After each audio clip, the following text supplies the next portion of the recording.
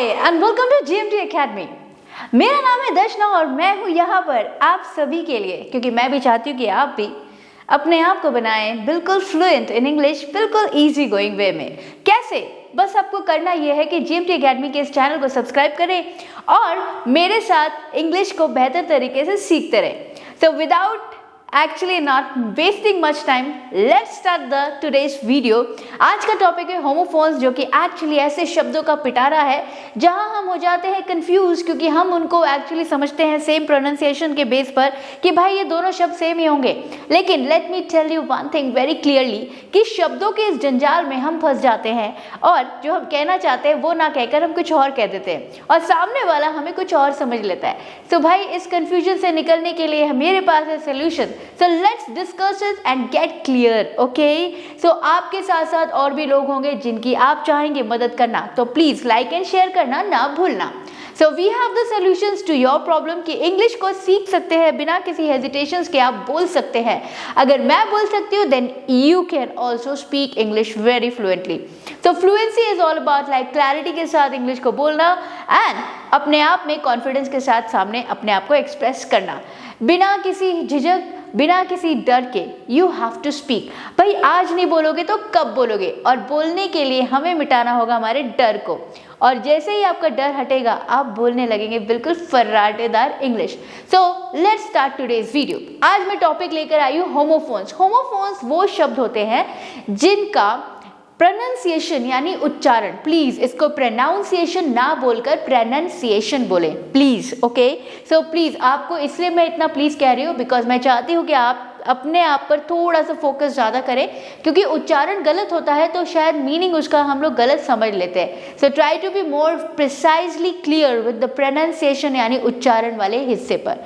सो अगर मैं यहाँ पे बता रही हूँ कि दो शब्द यानी कि होमोफोन्स वो शब्द हैं जिनका उच्चारण सेम होता है लेकिन उनकी स्पेलिंग अलग हो सकती है और मीनिंग भी।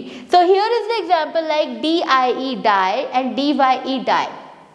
सो जब हमें ये कहना होता है कि somebody is actually dead on the road, तो मैं कह सकती हूँ कि dog die on the road on the spot, यानी एक कुत्ता on the spot मर गया। So I'm going to use that word die यानी कि DIE। लेकिन सेम उच्चारण के साथ एक और वर्ड नजर आ रहा है DYE।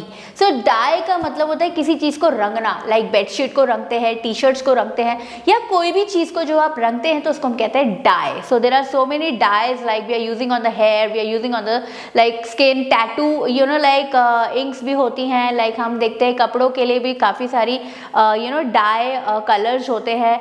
ऐसे बहुत सारी चीजें होती है जिसमें हम डाई शब्द को यूज करते हैं।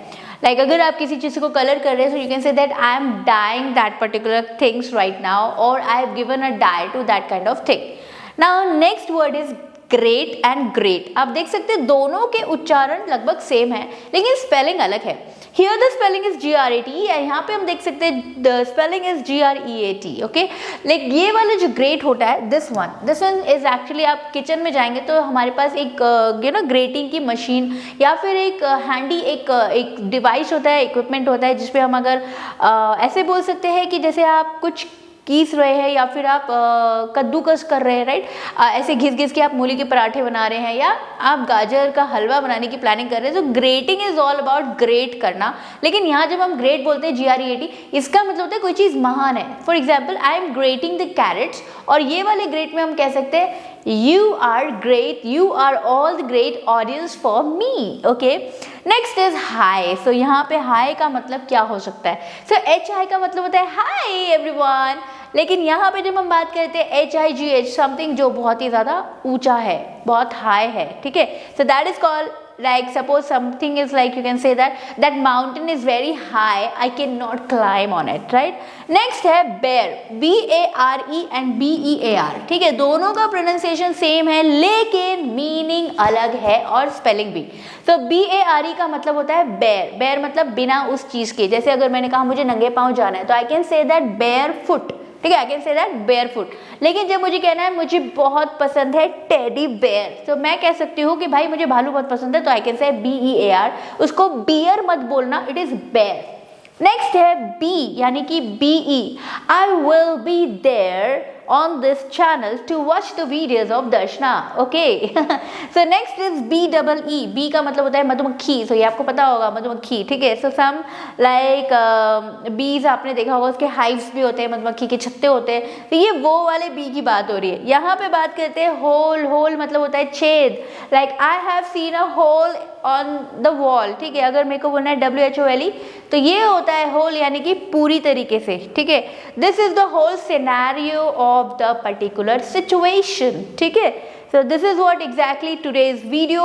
आज हमने सीखा कि एग्जैक्टली होमोफोन्स क्या होते हैं. सो भाई जल्दी से करते हैं रिकैप्चुलेशन. होमोफोन्स का मतलब होता है वो शब्द जिनके उच्चारण होते हैं सेम, जिनका मीनिंग और स्पेलिंग होता है different. So let's have a recap. Dye, great, high, bear, bee, and last one is whole. So thank you very much for like watching me on this video, and we'll actually see you all on the next video. Thank you and bye.